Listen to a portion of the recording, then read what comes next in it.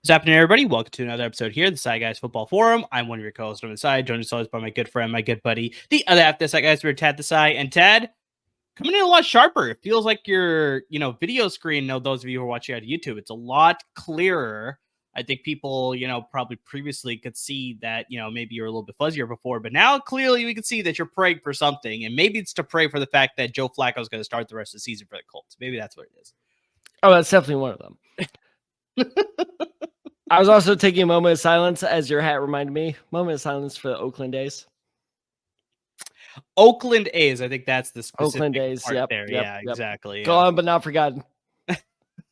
You're in a very exclusive club, buddy. Welcome to having your team move away. Yeah, so I mean, there's still, a little like about a outside hope that's like, the mayor of Oakland is sort of under fire for some of the things that she's going through. So it's like, there's a lot of talk that's like, if there's a change in direction there, they go with the new mayor, maybe the new mayor can sort of work with the A's. But a lot of people are just like, no, I think John Fisher doesn't want the A's to be in Oakland. He's going to do whatever he can to get them to Las Vegas. And so, yeah, whether that's 3 years in Sacramento, another year maybe somewhere else in case the stadium's not done in Las Vegas yet, whatever it is, it's just like, yeah, it's not going to repair in Oakland. But yeah, there's a select few that are like, let's hope there's, glimmer of hope there. That's like, maybe it could happen sort of thing. Nah, expansion is your best hope. But hey, thank you for throwing Flacco in that prayer as well. Because wacko Flacco, baby. Let's go. We'll definitely get to that because, we'll definitely have to lead off our discussion here at the top of the episode here about our week 4 injuries. But yeah, sort of getting into all that, before we get into all that, Tad, we definitely have to give a shout out to our great sponsors at Underdog Fantasy because, Tad, over the weekend, unfortunately we didn't do a YouTube short because it's part of the reason why Tad's new computer. That's what Murr was. Part of the reason why the video is a little bit sharp today. Tad, it's a new computer finally after 4 years of doing the podcast. It's so annoying. We finally have a new computer for Tad there. So yeah, hopefully there shouldn't be any more, technical difficulties with getting a video out. Okay, but I'm gonna go in prayer mode again. But the biggest thing is that this is why we encourage you to obviously follow us on our social media handles, because we drop some graphics on both Twitter as well as our Instagram handles with all of our picks for Underdog Fantasy. We went 4 for 4, Tad. So yeah, if you made a bet with all 4 of our picks, you definitely earned yourself some money. And that is courtesy of our good friends at Underdog Fantasy, because right now, if you use our promo code DESAI, DESAI, you could double up on your initial deposit of $10 or more up to $500, courtesy of our good friends at Underdog Fantasy. So I mean, if you were to use our promo code DESAI on your first deposit, only the first one only, you can get that matched up to $500. You can get that matched dollar for dollar. You can bet with up to $1,000 on their betting platform. You can bet on the website.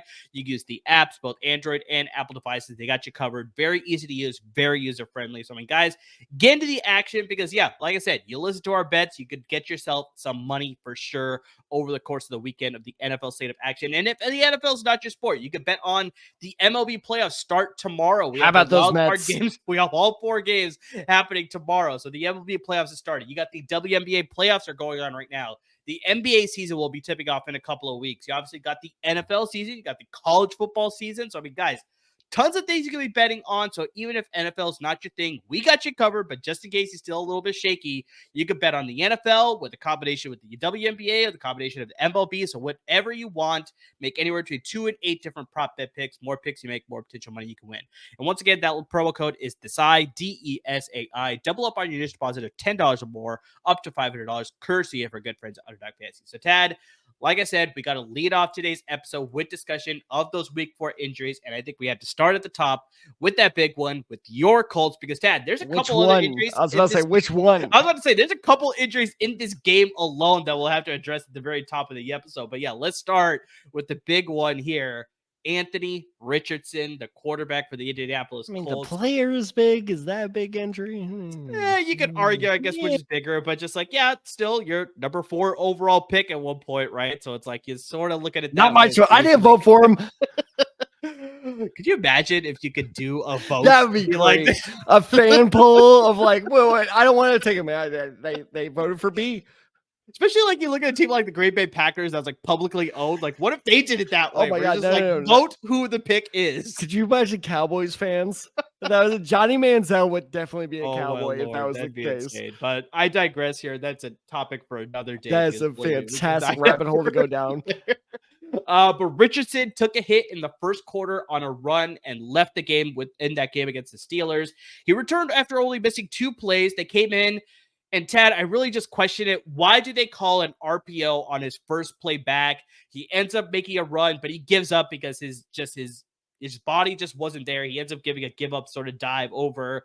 He leaves the game. Rest of the game is replaced by Joe Flacco. And I mean, Tad, the ageless Joe Flacco, because all he did is he came in, he replaced Anthony Richardson, looked just as good as he did last season with the Cleveland Browns when he won the Comeback Player of the Year award. He led the Colts to a victory, and also he went 16 for 26 for 168 yards and 2 touchdowns. Now, jumping right back to Anthony Richardson, he sustained a hip injury.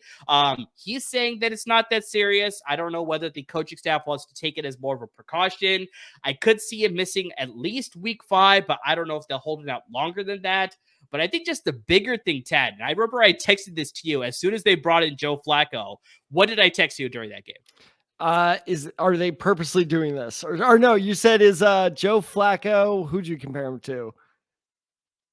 Help me out here. I'm blanking. I said, is Joe Flacco the Andy Dalton? That was it. The Andy Dalton. Like, yeah. Clearly, this offense just seemed to hit a different stride with Joe Flacco under center compared to Anthony Richardson. Hence why I said, what was my response to that? You said yes, definitely. I know. I said hell yes. I said hell yes, he is. And it's just like you saw more involvement for all of you fancy managers of Michael Pittman Jr. I said sit as a sit.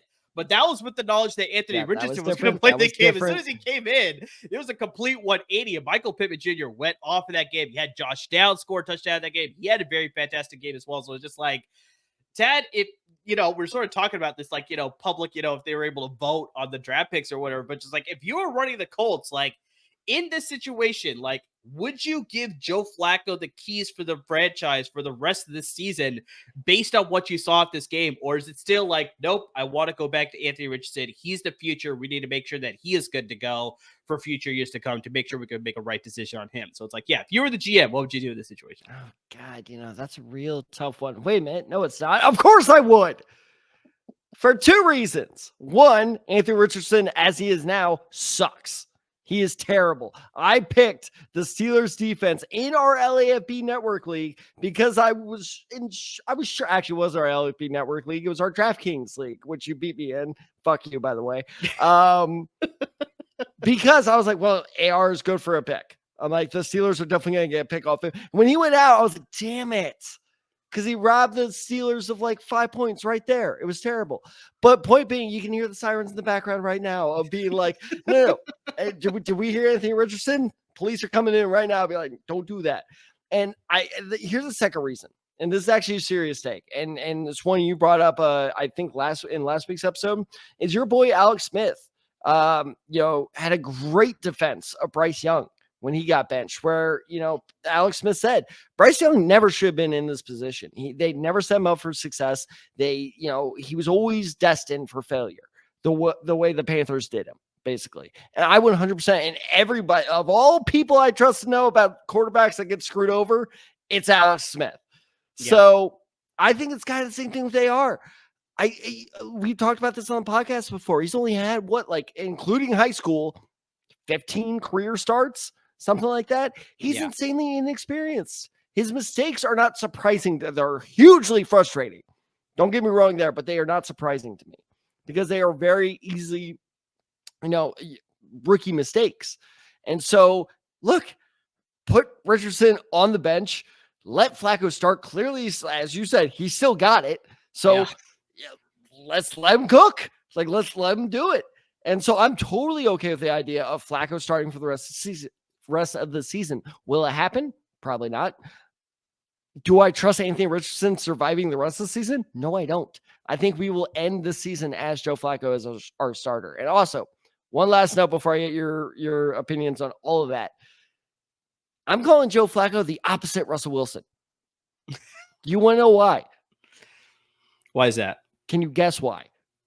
Because as he gets older, he gets better compared to Russell Wilson. As he gets Pretty older, he gets much. worse. Pretty Yeah. much. You can make a very arguable case that Russ has played himself out of the Hall of Fame. I honest God, I'm not just doing this for bit. I'm not doing this for shtick. I swear to God, I think flat over the course of the last 2 years with the Browns, and if he pulls it off the Colts this year, his strength of the Hall of Fame, that goes up quite a bit. Of like, okay, he can do it like across the board. It helped his case for sure. Because, yeah, for him to sort of just jump off the couch and sort of do what he did with the Cleveland Literally Browns. off the couch. Yeah, and then to do it again now here with the Colts, where it's like, okay, well, maybe it was just, flash of the pan. Everything was working right for him last season. But yeah, for him to come in and just do the same thing that he was doing with the Browns now here with the Colts, it's just like, it says something. It says something for sure. If you asked me 2 years ago, Joe Flacco, Hall of Fame, I would instantly, I would be like, no. Good, but no. Yeah. Now, if you're like Joe Flacco, Hall of Fame, I'd be like, maybe. Like, if Eli Manning can make the Hall of Fame, like, Joe Flacco probably should too. Only won that Super Bowl. Eli Manning is a nominee for the 2025 Hall of Fame, class there. So yeah, we'll see whether he can get in Super Bowl for now. But yeah, it's so crazy because just, yeah, like I said, I was watching Red Zone and I was just watching obviously this Colts game and just like, yeah, it just seemed a lot easier. And then the greatest thing to sort of reinforce this, and this sort of applies to, Andy Dalton with the Carolina Panthers as well, is just I was watching NFL Game Day, final, whatever. It's like the NFL Network's version of, the post-game Sports highlights and analysis and all that stuff, right? So they had Chris Rose as the host, but then next to him it's normally Maurice Jones-Drew, but this case, because Maurice Jones-Drew was in Chicago for the Rams-Bears game, he does play-by-play for the Rams, it was David Carr. Former first overall pick, David Carr. And so Chris Rose asked him, he was like, so why are we seeing success with, they're doing highlights for the Bengals and the Panthers game. He's like, why are they having so much success with Andy Dalton compared with Bryce Young? And it's some of the same things that Alex Smith said, but specifically he said that's like, when you have a veteran quarterback, you're not as worried about like, okay, you need to worry about this and you need to worry about this, where you need to worry about you're this. Not in his ear all the time. Exactly. It opens up the entire playbook as well because a veteran has seen it and done it for the most part his entire career. And then also the biggest thing is just like less stress. Like when you're a rookie or like a young quarterback, it's like you have to establish yourself. So sometimes you find yourself having a need to sort of like make these big plays and sort of be that, franchise altering type of player that the team obviously drafted you for. But when you're a veteran, it's just like, yeah, I've been here. I've done it. It's just like everything's all, cool, man. It's like, the Fonz. Hey, I'm good to go. It's just like it's all chill. Wow. And so that's exactly what it is with Joe Flacco here, too. Where it's just like there's no stress. He's like, he won Comeback Player of the Year award. So just like, okay, if I go in, I do well. It's like, great. But if I don't, then it's like, all right, I played a pretty good career. If I end up, writing off here, it's fine. But just like, it's no stress at all. And I think that's just the opposite that you see with these young quarterbacks. And so it's like, I took that. I was like, that makes a ton of sense. Where just like the offensive coordinator or the coach just doesn't have to worry about like this quarterback can go in and do whatever he needs to help us win. It's just like, yeah, it's just so much easier. And so maybe that's why we're seeing success with some of these teams, obviously with the Andy Dalton and the Panthers. And then, yeah, now potentially Joe Flacco with the Indianapolis Colts. And that's my thing too, is like, I'm not writing on, and look, like me hating Anthony Richardson is a bit of a bit to give our listeners. I still believe in him. I don't completely hate him. I'm well on my way. That is not a bit. I am well on my way. But I see the promise there, especially his first couple of plays against the Steelers were really good.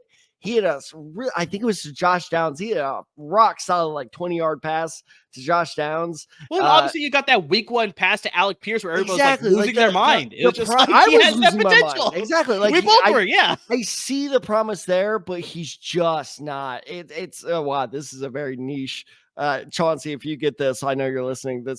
I'll be impressed, but he's just not ready. It's just, that's a Letterkenny reference, by the way.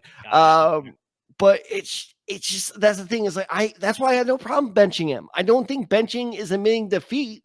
It's just admitting you're not there yet. And that's fine.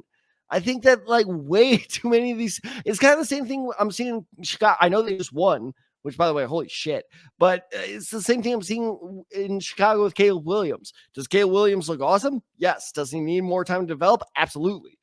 And so like, if they just bench Caleb Williams, I'd be okay. And look at like all the quarterbacks that have been benched in the past. We got Aaron Rodgers, who if Greg Zuerlein can make a field goal, would be 3-1 with the New York Jets right now. True. I know, Aaron, go get your towel. I'm sorry, buddy. You got Jordan Love, who, and I know people are going to be like, he had a terrible game. He almost had like a 21-point comeback. He almost brought him all back. Yep. Close. And so, like, you just look at all these quarterbacks that, sit and wait. They just exponentially turn out better. Also, something I was thinking about today about this entire conversation, can we just acknowledge that Matt Ryan's rookie season is just that much more insane with his hindsight? Like, that is crazy he was that successful. And now he's a brilliant halftime commentator. So much more longer, but we do have other injuries to get to. Like I said, specifically in this game as well, because you could argue that's Anthony Richardson was a big loss to that offense, but here's a bigger loss. And this actually prevented a trade between me and you. Insider trading. It's on hold. So, but right, Jonathan Taylor, running back with the Indianapolis Colts, left midway through the fourth quarter of the game against the Pittsburgh Steelers. It was reported to be an ankle injury. He did try to tape it up to go out there, but the coaching staff and the trade staff were just like, you know what? No, just pack it in. We'll keep you healthy and obviously want to keep you going for next week and weeks to come, obviously. So after the game, Taylor himself had said that he feels fine, should be good to go. Medical test revealed, though, that he has suffered a high ankle sprain. Mild. And the big thing, though, is that it's not a severe one based on the coaching staff or what the medical staff has said. Normally, high ankle sprains, they keep you out from anywhere from 3 to 6 weeks. You look at Cooper Kupp with the Los Angeles Rams. He is dealing with that right now. But the Colts coaching staff has said that he's looking like it may miss at least 1 week for sure, but they're not going to put him on the IR list or anything like that. So he's not going to miss the next 4 weeks or anything like that. They're going to play it week to week to see whether he can go. If Taylor has to miss any time, this worries me a little bit more than going from Anthony Richardson to Joe Flacco. Jonathan Taylor to Trey Sermon or Tyler Goodson, that worries me a little bit more as far as the running game is concerned. Yeah, Trey Sermon's not bad for sure, but when you're the key guy, that's that's a little bit, right? So, so if Jonathan Taylor has to miss any time, that's a little bit concerning for me. But with Joe Flacco, if he ends up being the week 5 starter, that sort of alleviates some of that. But just, Jonathan Taylor possibly being on the shelf, Ted, that's a little concerning, right? Yeah, I'm not stressing because you could tell, especially watching that game, he wanted to go back out there, like you said. Yeah. And at that point, the Colts were up by 10 points or something. It was a 2-possession game at that point. Yeah. So, because they almost blew it. But they didn't. And so I'm not that worried on an immediate impact on his play. I am worried about the lingering issue. Is this a injury that lingers and then kind of screws you over come playoff time? That's what I'm worried. And by the way, when I say that's what I'm worried about, not just as a Colts fan, I have him in 2 of my 3 leagues. So I am heavily invested in Jonathan Taylor at this point. So trust me, I'm keeping very close eyes. It's my favorite team. It's my favorite player. And it's on 2 of my 3 fantasy teams. This is as invested as you can get. That is true. That said, I'm keeping an eye on it, but I'm not hitting the panic button quite yet. Yeah. And just really quick to jump back to the Anthony Richardson thing. If he has to miss this week, 100% pick up Joe Flacco because he'll be a great start this week for sure. Because Tad, do you know who the Colts are playing this weekend? I was hoping you were filibustering so I could look it up. I'm a bad fan. They're playing the Jacksonville Jaguars. They're playing the Jacksonville Jaguars this week here, week 5. So I know you said that they sort of have tough matchups with the Jacksonville Jaguars, but I think in this case with Joe Flacco, I think it should be fine. Because here's the key difference: is it in Jacksonville or in Indy? That one I don't remember. Okay, look that up for me while I filibuster, because here's the difference. When they're in Indy, we tend to play them pretty well. When we play them in Jacksonville, we absolutely shit the bed every time for the past 5 years. It doesn't matter who the coach is. It doesn't matter don't make that face. It's in Jacksonville, isn't it? It is a Jacksonville. Don't do it. With everything you just said, that's what I was like, I'm going against Swimmer. Said, do not pick up Joe Flacco. We're going to shit the bed. We're going to score 3 points. Just monitor the situation, but Spoiler alert for a future episode, bench every Colt. But I do like Joe Flacco as an ad, depending on the situation there. So last injury in this game, it's not with the Colts, thankfully for your sake. It's with the Pittsburgh Steelers. But Cordero Patterson, running back / receiver, whatever you want to call him, of the Pittsburgh Steelers, he left the game in the second quarter against the Colts, sustained an ankle injury. He did not return in that game. This could be a problem for the Steelers, Dad. The only reason why I bring up this injury is because they're already without Jaylen Warren, who's dealing with the knee injury. So if he has to miss time, what's going on with and then now you have to worrying about Cordero Patterson possibly missed time. It's like you still have Najee Harris. He's healthy, but just like it's one of those things where it's like, you still have Najee Harris, but it's like, oh, we still have Najee Harris. It's like one of those situations where Simpsons like, joke where, or no, it's like the it's the Charlie Brown joke where it's like, I got chocolate, I got sour candy, I got a rock. Yeah, exactly. But just I think just the biggest thing here is just if Cordero Patterson has to miss time, if Jalen Ward is still out, it's like a lot of it will still go to Najee Harris, but just like I'm still not optimistic about this run game in Pittsburgh. It still worries me quite a bit. So it's just like, overall, it's just hard for me to trust the Pittsburgh offense. Even with the great game that Justin Fields had, it's still just very shaky for me going into week 5 in case they're out with more guys in that backfield. So monitor that situation. Now we need to get some bigger injuries here, Tad. Let's get to the wide receiver position. This was the talk pretty much of all fantasy managers and people who play fantasy football. But Rashee Rice, wide receiver of the Kansas City Chiefs, unfortunate friendly fire. I don't know, Tad, if you're watching this game or if you're watching Red Zone and you saw this, but it was an interception by Patrick Mahomes. He tries to make a tackle on the defensive back. Unfortunately, he rolls up and he hits Rashee Rice in the knee. A lot of reports are saying that he may have a torn ACL. They're doing medical tests today. We haven't heard word as far as like how severe the injury is. The only thing I can confirm for you for sure is that he is not going to be playing in week 5. So we don't know whether it's a torn ACL. We don't know the extent of the injury. We don't know how bad it's going to be, but for sure, head coach Andy Reid has already said he is not going to be playing in week 5. So you have to make adjustments accordingly. But man, Ted, this guy has been so sensational for this Chiefs offense the entire beginning parts of the season. If the Chiefs had to be without him, that's what sort of worries me a lot because, I mean, we just saw finally against the Chargers, we saw Travis Kelce have a Travis Kelce-esque type of game. Otherwise, he was completely being shut out the first 3 weeks of the season, not involved in this offense as well. You got Xavier Worthy. He scored a touchdown in that game, but overall, it's like still very like, up and down, up and down. It's like we're not seeing like consistent production from Xavier Worthy. So it's like that doesn't give me a lot of hope. They did bring back, they re-signed Juju Smith-Schuster a couple of weeks ago, obviously. I don't know how productive he's going to be. They have McCole Hardman. They have Justin Watson. But just like overall, how do you feel about this Chiefs offense if they have to lose Rashee Rice, not only just for extended time, but if he's out for the rest of the season too? No, I mean, I gotta say, seeing Rashee Rice like that in a high-speed collision and then just leaving the scene, it's really rough. And I really hope there's an incident. Is this karma? Do you think this is karma? Seriously. No, seriously. Like you're joking. I'm not going that far. Like, do you think I am not, me and my injury. Like I am not tempting fate here. I'm just saying it's just, I really hope an incident report was left behind. Oh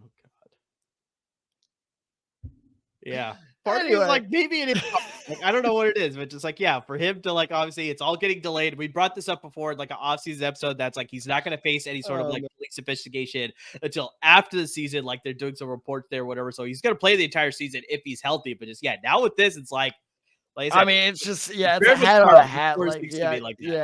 But no, in all seriousness, like as a player, like look, I have my feelings about him personally, especially because in all seriousness, that accident was like 5 minutes away from where I live. So like that I know this sounds very self-centered, but that could have been me. So I'm not the biggest Rashee Rice fan, but regardless, it sucks to see, and especially since it was friendly fire too. Also, Patrick Mahomes tried less, man. It's a fumble. just let him have the fumble, dude. Like it's not that big of a deal. Anyway, no, I think this opens up a world of possibilities. And I know that sounds really bad of like, oh, this is interesting based off a dude losing his entire season. But look, we're fantasy football guys. That's what we do. Sky Moore is an interesting name to keep an eye on. I think that Kareem Hunt, who we'll talk about in a bit, I think that could be a very interesting name that could get more involved in this offense. They could trade for someone. I don't. That is the report that they may send some feelers out there, but a lot of people are sort of like, that doesn't. Seem like that I've been racking my brain for like, who do you trade for? And I don't quite know. Like, if the 49ers were completely healthy, I would say Jawan Jennings would be like the top of the list. There's no way the Niners are letting him go right now because you guys are like down to your last man, literally. So I'm not entirely sure. I have to kind of like rack my brain for who to trade for, but I do think the Chiefs will try to trade for someone. So very unfortunate injury. I don't quite understand what's happening with all this secrecy of, like you said, of like, oh, is it a torn ACL? Is it not? I think we all know at this point he's done. He's done for the season, which is a bummer, but just tell us. Like, I don't know. It just seems kind of weird from the Chiefs. But if you are a Rashee Rice manager, prepare as if he is out for the rest of the season. Like, put him on your waiver wire right now. Like I said, at least in the short term, they'll probably put him on the IR because, like I said, it's already been confirmed he's going to miss week 5 at least. But yeah, based on what we saw, he got carted off too specifically. It's like he's not going to be playing anytime soon. Just whether it's going to be like, 4 weeks, is it going to be 6 weeks, is it going to be the entire season? That's the only thing we just don't know yet. But yeah, for sure in the interim, he's not going to be playing anytime soon. So you have to make adjustments accordingly there, Tad. And then the last injury that I need to bring up here is, I kind of expected this. Christian Watson, wide receiver for the Green Bay Packers. I didn't even know he got hurt. I'm going to be completely honest. I didn't. Yeah. Suffered a left ankle injury. He's still part of this offense? Yeah, exactly. That's the biggest thing as to why it's like I'm not too worried about this, because suffered a late ankle injury in this game against the Minnesota Vikings. He has a high ankle sprain and he could miss the next few weeks. Team has not yet decided whether they want to put him on the IR or whether they're going to keep it week to week, very similar to what we talked about before. This just seems like I said, I brought this up in the offseason episode. I was just like, this just seems the MO for Christian Watson. Unfortunately, he's just always getting hurt every single season. He's played 27 games, which includes week 4 across 3 seasons in the NFL. That averages out to only 9 games per season, Tab. This guy is just not available in this offense. And honestly, this doesn't affect the Packers offense all that much because they still have Jaden Reed. They still have Romeo Doubs. They still have Dontavian Wicks. We have the emergence of Tucker Kraft, the tight end. He had a great game over the weekend, too. So it's like they still have lots of pieces that's like, even without Christian Watson, it's like they'll be fine. It's like there's no issues there whatsoever. But we do want to bring it up in case you're a Christian Watson manager or dynasty purposes, like our good friend Jason Davis, that it's like, maybe you need to start thinking about unloading this guy if you're in a dynasty league, or if you're in a redraft league that's just like, stop drafting this guy. Seriously. Injury. If he's on your roster, it's time to get rid of him. Well, I'm calling it right now. And it sucks because I loved him. I loved him in the draft process. I loved him when he got drafted by the Packers. It's just, I think he's a guy who can succeed with another team. Sure. I'm not calling on his career. I'm just calling on his career in Green Bay. It could it's exactly like what you said. It's not a fit for that offense. That offense is a run it short, pass it long type of offense, which makes sense coming from a Sean McVay, disciple. But unfortunately, Christian Watson, not a pass it deep guy. He's like your, big physical, typical like Anquan Bolden type dude of like short to intermediate routes. That doesn't fit in that offense. So no, I think Watson's days in Green Bay are limited. But in terms of, immediately, how does this affect you? If you're a fantasy manager, I'm saying drop him right now. Exactly. So those are all the big injuries from week 4, Tad. Let's sort of get now into our picks with some of these injuries here in week 5 with the favorite picks. And the bigger thing, Tad, before we start getting into the picks, this is when bye weeks start. We have our bye week here in week 5. Let me check. The teams that are on a bye week this week, you got the Detroit Lions, you have the Tennessee Titans, you have the Philadelphia Eagles, and you have the Los Angeles Chargers. So all 4 of those teams. So if you're a manager, I had to figure out my flex spot then. So you talk for a little bit. So if you're a manager of, J.K. Dobbins or Jalen Hurts or, Jahmyr Gibbs, it's like all these guys are not going to be playing week 5 because they have a bye week, Tad. So why don't you go, let's say, you're all a manager of Jared Goff or Jalen Hurts. Do you have an option at the quarterback position this week, or do you want me to take that? Do I go Zach Charbonnet, Keenan Allen? I guess I'll take this because Tad doesn't remember that we have Braylon Allen. I'm going to go with the quarterback that actually played on Monday night against the Detroit Lions. I'm going to go with Geno Smith, quarterback with the Seattle Seahawks. He's only rostered in 27% of ESPN leagues right now, so he is widely available. Averaging 15.7 fantasy points per game so far. That doesn't include tonight's game. This offense has its spurts. I think you could still see some of the growing pains going from that traditional Seattle offense that we're used to, where it's very run heavy, and then they occasionally air it out here, where it's now you're going to a little bit more of a spread them out, attack them through the air sort of attack here, which sort of suits the style that Geno Smith likes to play, along with the receivers that they have. We brought this up in our deep dive that we did back in the day, not back in the day, but back in the offseason, talking about Mike McDonald there. So Smith threw for 327 passing yards in week 2, 289 passing yards in week 3, but only 171 in week 1. But I think just the biggest thing is that they're playing the New York Giants this week. That's a former team for New York. That's a former team for Geno Smith specifically, so you got a little bit of that revenge game aspect as well. Really quickly, I'm pulling up his numbers from tonight, but he threw for almost 400 yards. He threw for 395 yards. He threw one touchdown, one interception. He had 56 passing attempts. This is a barn burner both ways. Final score of this game was Seattle 29, Detroit 42. So it's like, yeah, I think there's a situation where it's like, Seattle could be in that sort of fringe where it's like they're going to start to air it out more, and Geno Smith's going to lead that charge. The only thing that worries me a little bit as to why this is only a streaming option and not a guy that I like long term is that touchdown number. He's only thrown one touchdown every week this season, including this game against Detroit. So it's like, unless you get more touchdown numbers, it sort of hinders your sort of point total when it comes to, just airing it out and getting those completions there, right? So, but I think in a spot start against an opponent in the New York Giants, I like Geno Smith this week. Yeah, the only thing that I won't even say worries me, you know what you're going to get here. And that's 15 points. And I'll tell you why. So week 1 against Minnesota, the New York Giants defense allowed Sam Darnold to score 14.3 points. Yeah. Week 2 against Washington, obviously an outlier with what we know now. Jaden Daniels scored 13 points. Week 3 against Cleveland, 15 points. And then this week against Dallas, 15 points. So you're going to get a defense that lets the other quarterback score 15 points. Yeah, but exactly. Like Amir said, if you're like me, where I was like, oh shit, bye weeks are here and you're not at all prepared for that. That's a pretty good. I'll take 15 points for my streaming quarterback. That's a very solid, outing. I got just about that from Aaron Rodgers this week in our sleeper league, and I was happy with it. It's just like, it's all about planning, right? Just know that if you take Geno Smith, don't expect him to absolutely go off, but I definitely don't expect him to bust for you. He's got a pretty good floor, but his ceiling could potentially be higher depending on high floor. Yeah. But yeah, exactly. So that's why it's a good ad this week. All right, Tyler, let's get to running back. Do you have a running back for me this week? Oh, I do. Okay. Man, I've been waiting to bring this back. I think this is the first time all season I've done this, right? Oh, boys, I'm back. You have done it before a couple times in the offseason. Offseason being the key word. Okay. In the season, yes. Okay, yes. Let me Independence Day, damn it. Okay. He's back, baby. Kareem Hunt is still an NFL player. This is a really good pick. How is this possible? And I'll tell you this, I almost took him as like a pick him up next because all those rumors were flying of like, oh, maybe those Chiefs are going to get him. But even then, I was like, okay, even after they signed him, he was on the practice squad. Yeah. So I was like, okay, this is all just like PR stuff, whatever. And then they signed him to the active roster. I was like, okay, make it some attention. And then Carson Steele fumbled it.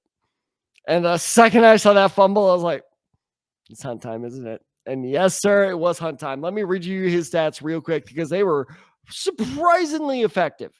14 carries for 69 yards. That is almost 5 yards a carry. He also had 2 catches, by the way. So, and let's not forget, again, with this Rashee Rice news, I think that Kareem Hunt is going to be a key kind of like, you're a receiver. We'll throw you out there. Carson, get back in there, running back. And like Kareem Hunt's going to be their everyman.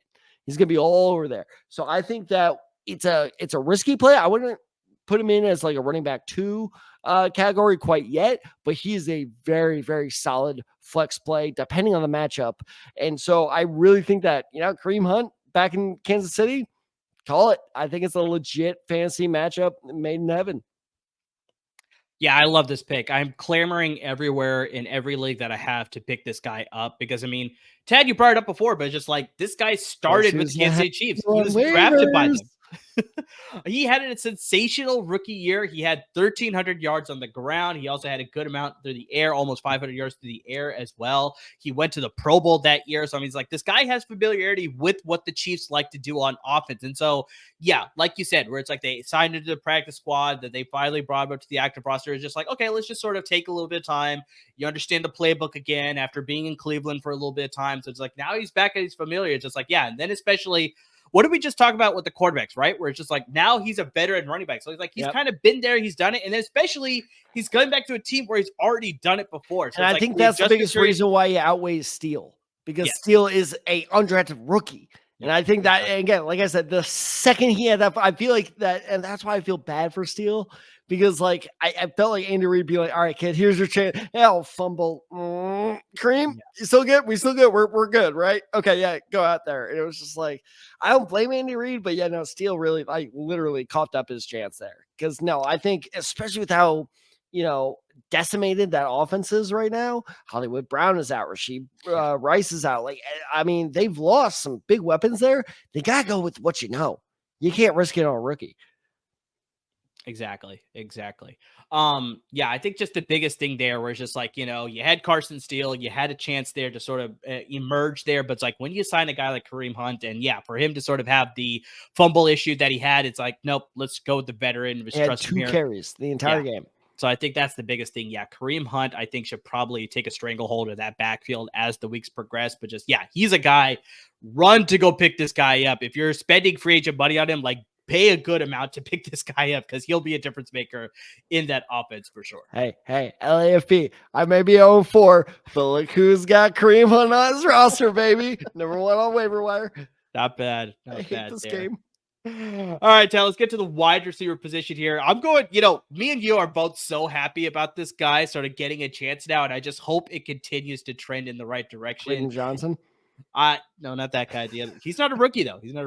Oh, shit. We're going with Xavier Legette, the wide receiver for the Carolina Panthers. Cajun.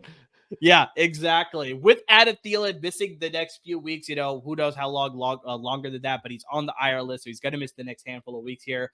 The question was just who's going to step up opposite Deontay Johnson, and the answer came with the rookie Xavier Legette. He answered the call, and he had a great game against Cincinnati Bengals. He had 10 targets, 6 receptions, 66 receiving yards, and 1 touchdown. I mean, just the Panthers are playing a tough defense of the Chicago Bears this week here in week 5, but I think just overall, that could limit the effectiveness of Deontay Johnson. And I think because of that, they may have to air it out a little bit more, and they will go to Xavier Legette. They'll look his direction. I think that's for sure. Because, yeah, I think he is a good fit for your roster going forward.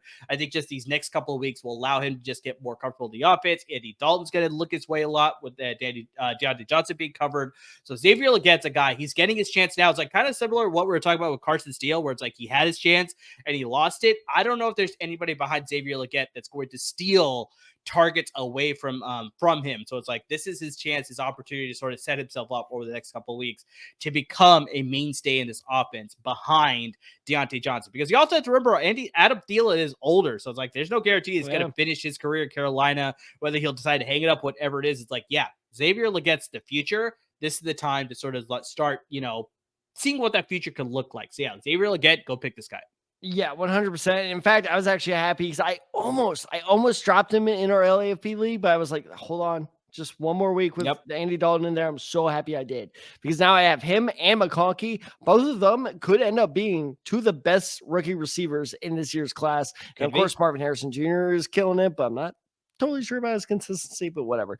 But no, I'm totally with you. I think that Legette, how do you say it? Legette, thank you. I think he's a very, very solid pickup, especially because Carolina's going to be passing the ball a lot. They're not like Chuba Hubbard and even Jonathan Brooks. I'm getting a little like colder on. So I'm not sure how much you can depend on that run game. But real quick before we move on to the next pick, I actually have an exclusive audio. Are you ready for this?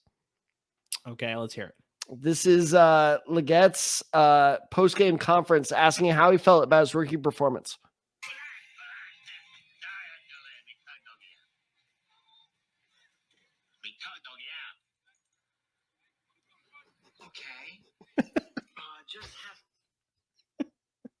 I wish he actually did find the post-game conference. We can get to it. Honestly, would it be that much different? It would be that much different, but at least we could have heard actually what he said. We also might not get sued. That's a whole joke. For those of you who don't know, that's Waterboy. Their guy is Cajun. He's funny. Yeah. All right, Joe, let's get to tight end here. What do you got for me? Actually, this kind of works in Cajun voice. I'm going to try this. K-Dotton. K-Dotton? See, that works in Cajun voice. That was not a bad Cajun voice either. That was pretty good. High school acting skills coming out there. No, look, I know people are going to go, K-Dotton? Really? And yes, there are sexier picks out there. You already mentioned one is Tucker Kraft. I know he just scored 20 plus points or whatever. Here's the reason I chose K-Dotton is because, yes, you could go Tucker Kraft. You could go, there was another tight end that blew up. But bottom line being is there's a reason I don't know his name, because I don't trust him, because they're not good. It's a flash in the pan type of thing. Kate Otten gives you what at this point, and we're already at that point in the season, people. You just need consistency from a tight end. My benchmark, and this is a total arbitrary benchmark, granted, but this is it. I say, like, look, if my tight end gets me 5 points, I'm happy. Just give me 5, dude. Just like 2 catches, maybe 30, 40 yards. I'm happy. Kate Otten will do that for you. So he saw 9 targets this week and then 8 targets last week. And then, by the way, he actually should have caught 2 of those 9 targets he saw this week, but they were drops, bad drops by him, admittedly. 1 in the red zone, which really hurt because that could have potentially been a touchdown. So point being is, with a tight end that got you 6 points 2 weeks ago, and by the way, those 6 points should have been 8 points because he actually fumbled the ball against the Broncos. God, is that going to go down as the weirdest game this season? It's Broncos Bucks. It's weird. So, but he fumbled against the Broncos, so that brought him from 8 to 6. Broncos Jets. It was Bucks Eagles. No, I'm talking 2 weeks ago. Oh, 2 weeks ago. Yes. Yeah. Yeah. Well, yeah, and the fact that the Broncos are involved in 2 of the weirdest games this season tells you a lot. Well, against the Jets, it was like a rain thing, so that played more of a factor. Yeah, those were remnants of lean, right? That's what was happening. Yeah, I think so. Okay, that's what I figured. But point being is, Kate Otten should have had 8 points 2 weeks ago, had 9 points this week. You know what you're going to get with him. You know Baker Mayfield's going to target him. He's not going to absolutely blow up the scoreboard for you like a Tucker Kraft will. But on the off week where Tucker Kraft has you 1 point, you're really going to wish you had Kate Otten, who had you 7 points instead. So that's the thing. Is like, go with the evil you know, not the one you don't. So look, Kate Otten, is he the sexy, exciting pick? No. Is he the safest pick? Yes. And as tight, when it comes to the tight end position, you got to go with the safest pick. Yeah, it's crazy, Ted, because Isaiah Likely is currently your tight end. Oh my God, that guy. He is your tight end 6 right now in fantasy PPR leagues, and that is solely because he blew up in week 1. Otherwise, the other 3 weeks after that, next to no points whatsoever. And so it's just like, it's once again, that tight end position is just being very weird this year. Your current leader right now is Dallas Goedert, off of solid back-to-back weeks, but now he's going on a bye week. So now you have to find a replacement for him. So it's just like, yeah, it's weird. I had a friend text me because I traded for Dalton Kincaid last week, and he got me, I don't know, like 7 points or something like that. And he was like, bet you regret that trade now. And I was like, nah, I'm good with that. Like 7 points. I was very happy with that. I was like, I'll take it. Exactly. So yeah, I think you want to go with sort of that, safer evil, as Tat sort of put it out. And again, it's all about those target numbers. 8 targets 2 weeks ago, 9 targets this week. He's a Baker favorite. You know he's going to be involved. He probably won't blow the roof off, but goddamn, he's not going to collapse the house either. Yeah, that's good. That's good. All right, Ted, let's get to the defense here. What do you got for me? I'm taking a risk here. I'm going to say I'm a believer. Okay. I'm going smash mouth here. I'm a believer, baby. Take the Denver Broncos. The Denver Broncos. I'm doing it, wow. dude. No, this is unreal. I swear to God. Because I originally just like clicked on, while I was doing research for this episode, I clicked on their name purely as like, fuck it, I'll check it out. This is actually really surprising. In 3 of the 4 games so far this season, they've scored 10 points or more in standard leagues. Shocking. And the one game they didn't was 6. So it's not like they totally crapped the bed or anything. It was like, just I'll take 6 points from my defense.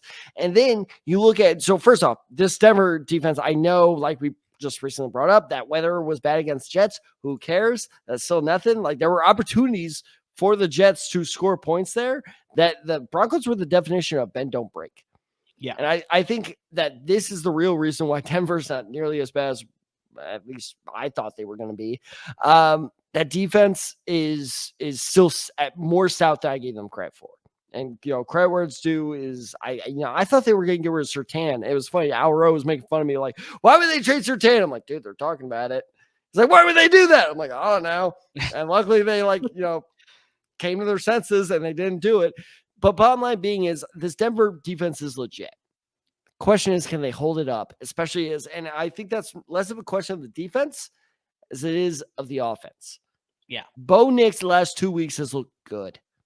I think Sean Payton has finally come to it. Felt like those first 2 weeks, Sean Payton was trying to cover up Bo Nix. I don't know if you agree with this, but it felt like he was like, I want you throwing it. I want you gunning it. And now all of a sudden it's like, Bo, fucking throw it. I know you were criticizing the touchdown throw to Cortland Sutton, but guess what? There's still a touchdown. That's true. So as long as this Broncos defense or offense can keep up with this defense, I actually trust them fantasy-wise going forward. So much, in fact, they're probably going to be my go-to defense in all my leagues moving forward. You did not hear that, Mer. You put me on mute. And here's why. Do you know who they play next week? I believe they play the Las Vegas Raiders. They play the Las Vegas turnover machine. Sorry, Raiders. Las Vegas Raiders. Sorry. Slip of the tongue there. So anyway, the Las Vegas turnover machines, Raiders. Sorry. Las Vegas Raiders have thrown an interception in every game so far this season and fumbled it in all but one game. They're good for, yes, they are good for at least one turnover. That offense has no idea what the fuck it's doing.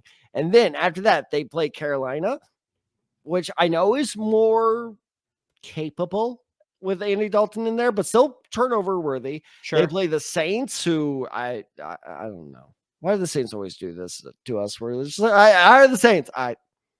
Gives all this hope, and it's like, what happened to all that? Yeah, I get you. Like, God damn it. And then they play the Chargers, who I think the best word for their offense is stilted. Yeah. So that's a pretty good, 3-4 week schedule looking out. So it's not only a defense you pick up for the next, for next week, it could carry you throughout the month of October as well. So I actually like the Denver Broncos defense moving forward. Sneaky ad. I think that's one of those defenses that I think a lot of people are going to overlook. Exactly. Yeah, because they see Denver and they're just like, but again, Vegas turnover in every single game. I think the biggest thing with the bye week, I think you got to go with some of those teams that's like maybe you wouldn't exactly look at. So it's like, yeah, I'm pretty sure there's a lot of people that have the Lions defense roster. A lot of people have the Eagles defense roster. A lot of people have the Chargers defense roster. All those three teams are on a bye week, including the Titans. So it's like, yeah, to pick up a team like the Broncos, which, like I said, most people are going to be overlooking.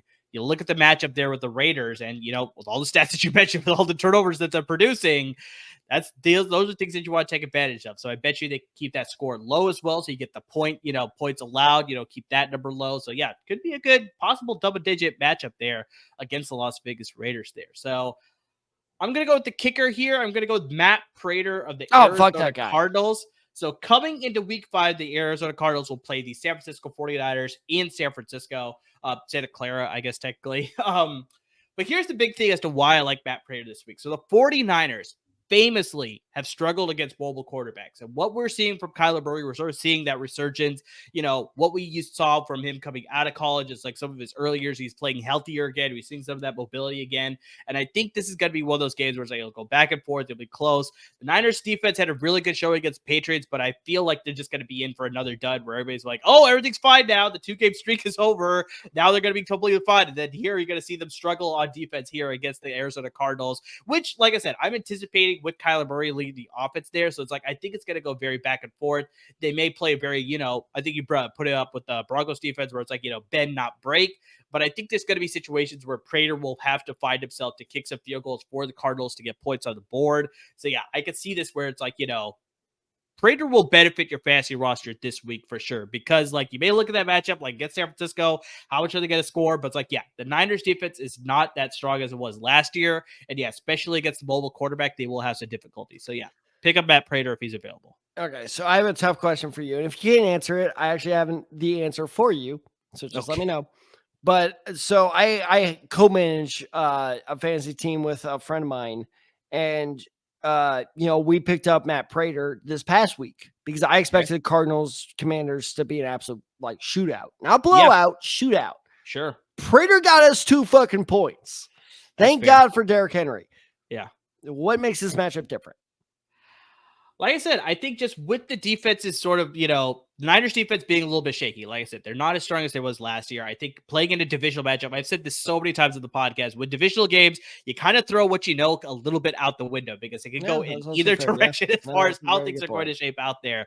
So yeah, I could see a situation in this where it's like they'll generate a lot of yards through the air and Kyler Murray will get some runs or whatever. But then once they get to the red zone, that's when the Niners defense will suddenly turn, all level, elite level, and they'll stop them from scoring any points that way. They will score. They probably will allow a touchdown or two because, with James Conner in the backfield, Kyle Murray scrambling, it's like it'll happen for sure.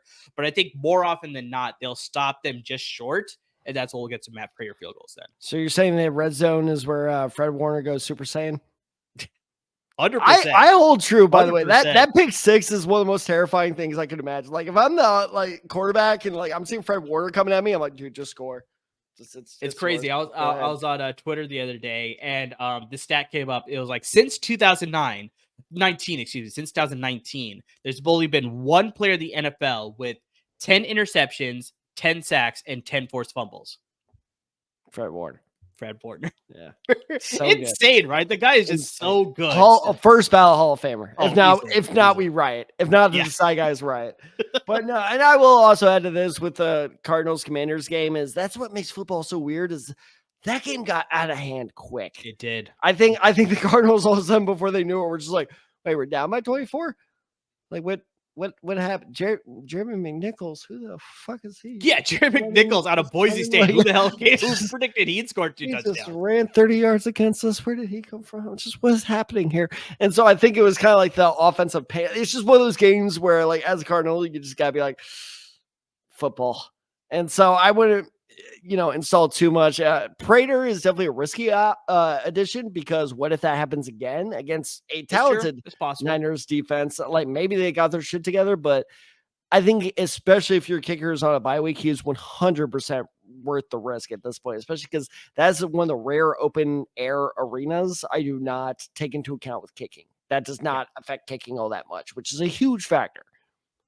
Yeah, it's supposed to be a hot one too. Like for some reason, it's October. What's hot one for you Californians? 80 degrees. You poor. It's gonna be 100 tomorrow, so keep it down there. Yeah, like you got Texas. You got Texas weather over there. It's October, but it's gonna be 100 degrees tomorrow. Like I don't know what's going on here. Yeah, we got 95. How the hell are you guys? Over the weekend, it's supposed to be like high 80s, possibly low 90s as well. So yeah, it won't affect the weather at all. Will you? It's wild for sure. But yeah, Matt Prater, I think, is a speculative ad for week 5. Not a bad decision as well. So guys, those are our picks here for as far as waiver wire picks. But I mean, we only got through a handful. But I mean, guys, if you need personalized advice for all your specific leagues that you're in, if you need start sit help, if you need, trade advice, we're getting to week 5, you have Rashee Rice, you need to make a trade or something like that, then hit us up on our social media handles. You see the ticker coming right down below. You got us on Twitter. You got me at UpTheSide23. You got Tad at TadSide94. Got the show handle at TheSide Guys. And of course on Instagram at TheSide Guys as well. Hit us up, send us your questions, send us your thoughts, whatever it is. We want to hear from you. We want to help you win your respective championships and fantasy leagues. So guys, don't be afraid to hit us up with all of your specific questions, as broad or as specific that you need. We're here to help you guys out. Make sure you subscribe wherever you listen to your podcast.